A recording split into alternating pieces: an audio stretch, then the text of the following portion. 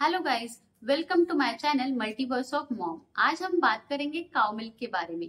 क्या हमें cow milk babies को देना चाहिए? अगर देना चाहिए तो कब देना चाहिए, कितनी मात्रा में देना चाहिए, इसके बारे में डिटेल में जानेंगे। इसी के साथ साथ काउ मिल्क, ह्यूमन मिल्क और फॉर्मूला मिल्क, इनमें क्या अंतर होता है, कौन सा मिल्क बेबी के लिए बेस्ट है, इसके बारे में भी डिस्कस करेंगे। तो वीडियो में एंड तक बने रहिए। चलिए आज की वीडियो शुरू करते हैं। बहुत बार पेरेंट्स के मन में सवाल आता है, क्या हम हमारे बेबीज को रेगुलर काउ मिल्क दे सकते हैं इंस्टेड ऑफ ब्रेस्ट मिल्क? अगर आपका बेबी 1 साल से छोटा है तो इसका आंसर है no. According to American Academy of Paediatrics, 1 साल से छोटे बेबी को काउ मिल्क देना, that is whole cow milk देना या फिर लो आयरन फॉर्मूला मिल्क देना रिकमेंडेड नहीं है। 1 साल से छोटे बेबीज को काउ मिल्क देना क्यों रिकमेंडेड नहीं है, इसकी कुछ रीजंस है, तो चलिए वो जानते हैं।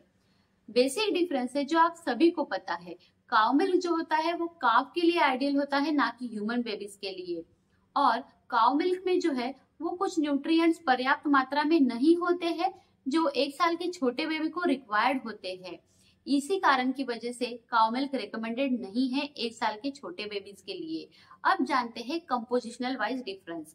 काउ मिल्क में जो है वो प्रोटीन अराउंड 3% होता है, वहीं पे ह्यूमन मिल्क में अराउंड 1% होता है। प्रोटीन में भी वेस्ट टू केसिन रेशियो जो होता है वो काउ मिल्क में 20:80 होता है और ह्यूमन मिल्क में वेस्ट टू केसिन रेशियो जो होता है वो 70:30 होता है। वे प्रोटीन जो है ह्यूमन मिल्क में ज्यादा होते हैं, इसीलिए जो ब्रेस्ट मिल्क होता है वो बेबी इजीली डाइजेस्ट कर पाते हैं और बेबीज को ऑल इसेंशियल अमाइनो एसिड्स भी मिल जाते हैं। वहीं पे अगर आप बेबीज को काउ मिल्क दोगे तो बेबी इसे डाइजेस्ट नहीं कर पाएंगे due to high protein content. उसके बाद जो कंपोनेंट आता है वो है सोडियम। सोडियम कंटेंट जो है वो काउ मिल्क में ज्यादा होता है कंपेयर टू ह्यूमन मिल्क। ज्यादा सोडियम होने की वजह से बेबीज की किडनी पे स्ट्रेस आता है, वो ये लोड सह नहीं पाती है। ज्यादा प्रोटीन, ज्यादा सोडियम, इनके कारण बेबीज ज्यादा यूरिन पास करता है, इस वजह से बेबीज को डिहाइड्रेशन होने के चांसेस भी ज्यादा होते हैं। नेक्स्ट कंपोनेंट है कैल्शियम। कैल्शियम कंटेंट जो है वो काउ मिल्क का 4 टाइम ज्यादा होता है compare to human milk. Calcium ज्यादा होने का रीजन भी है क्योंकि काफ को जल्दी ग्रो होना है, उनका स्केलेटन बड़ा है, उनके रिक्वायरमेंट के अकॉर्डिंग काउ मिल्क में कैल्शियम होता है, बट ह्यूमन बेबीज का वैसे नहीं है। जो काउ मिल्क का कैल्शियम है वो बेबी इजिली एब्सॉर्ब नहीं कर पाते हैं, वहीं पे ह्यूमन मिल्क से वो इजिली एब्सॉर्ब कर पाते हैं। इसके बाद जो कंपोनेंट आता है वो है आयरन। काउ मिल्क में जो है वो आयरन बहुत ही कम मात्रा में होता है। अगर किसी बेबी को 6 महीने से पहले या फिर 1 साल से पहले काउ मिल्क पे रखा जाता है तो उन बेबीज में आयरन की कमी होने के बहुत चांसेस होते हैं, एनीमिया होने के बहुत चांसेस होते हैं। इसके अलावा विटामिन सी, विटामिन डी और विटामिन ए भी कम होता है काउ मिल्क में देन ह्यूमन मिल्क। इसके बाद जो कंपोनेंट आते हैं वो बहुत इंपॉर्टेंट है, that is DHA and ARA। ये दो कंपोनेंट बेबीज के अर्ली ब्रेन डेवलपमेंट के लिए और आई डेवलपमेंट के लिए बहुत इंपॉर्टेंट होते हैं, जो नेचुरली प्रेजेंट होते हैं ब्रेस्ट मिल्क में बट काउ मिल्क में नहीं होते हैं।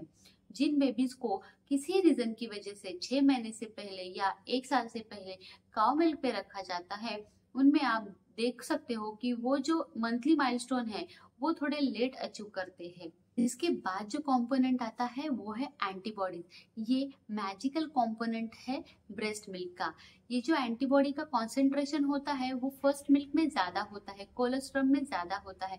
उसके बाद भी एंटीबॉडीज कंटिन्यू ब्रेस्ट मिल्क में होती है जो बेबी को इन्फेक्शन से फाइट करने में हेल्प करती है, इम्यूनिटी डेवलप करने में हेल्प करती है, बेबी को पैसिव इम्यूनिटी प्रोवाइड करती है।